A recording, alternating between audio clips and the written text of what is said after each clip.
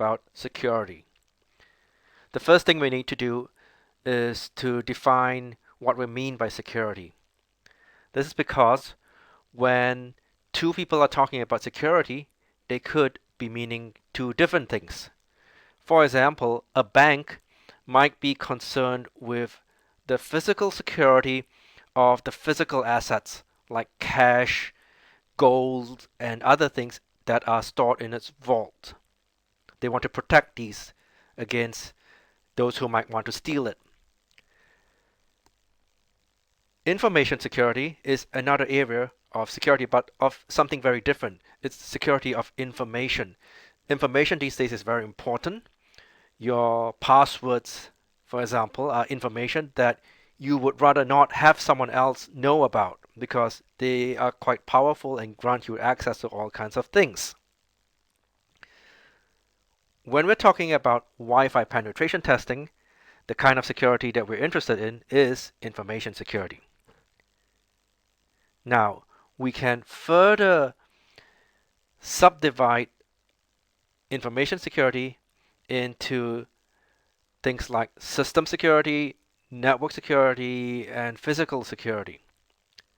So, for example, you have a PC, there's some information in it that you would like to be secure. That's why you log into your PC and you don't just let anyone access your PC because there's valuable information in it. Logging into a PC is one of the aspects of what is known as system security. Besides system security, there's also physical security. So maybe your PC, you lock it to your desk and you don't make it easy for people to just grab your PC and bring it somewhere else where they can slowly break the system security measures that might be in it. So that's an example of physical security. Network security is the area where we are most concerned with when we're talking about Wi-Fi penetration testing, because network security is about security of information as it's being transmitted over a network. So how secure is the network communications? We want to protect against various kinds of vulnerabilities because attackers can find ways to exploit such vulnerabilities. So for example, when we have wireless networks, you can imagine some other receiver that's not really your intended receiver listening to the signals that you're transmitting. If these signals are not encrypted, they can see what you're sending. That's why, for example, you need to encrypt if you don't want them to know what it is you're sending. Now, it's a hard problem for various reasons. One being that there's so many different ways that attackers can try to attack the system, and there's many different possible vulnerabilities. Another reason why it's hard is that it's kind of a negative problem. You're trying to avoid the system being vulnerable in all these different ways, but they just have to find one way in which it's vulnerable and then they can attack it. Furthermore, the attackers are not going to tell you when they find a vulnerability. Well, maybe they might want to boast to their friends, but what I'm saying is that sometimes it's better for them if you don't know and they can keep exploiting that particular vulnerability and stealing your data or doing other things that you actually don't want them to be doing with your precious information.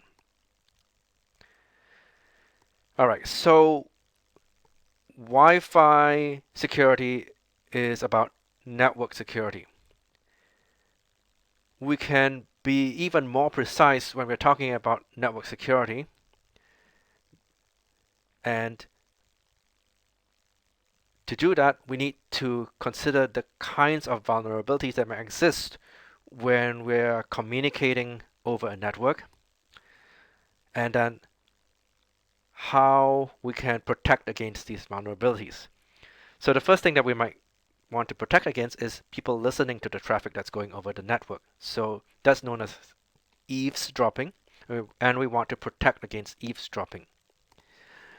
The the technical term for this is that we want to provide confidentiality services or secrecy services so that the traffic is confidential and it's not something that an attacker can just see by just eavesdropping on the channel. Another thing that an attacker can do, so let's say the attacker is not able to see the traffic because it's encrypted and so it's confidential. The attacker could try to impersonate another device and that way then be able to try to trick the other side, the sender, to send information to the attacker. To protect against that, we need proper authentication. So you authenticate who the other side is. A third major way that an attacker can try to attack your network communications is by altering messages that are going over the network. And this could be done in order to break your eavesdropping protection or your impersonation protection. And so we also need to ensure the integrity of the data, meaning that if the data is not altered, then we can trust it. Whereas if it has been altered, we would like to know and that we don't make use of altered data.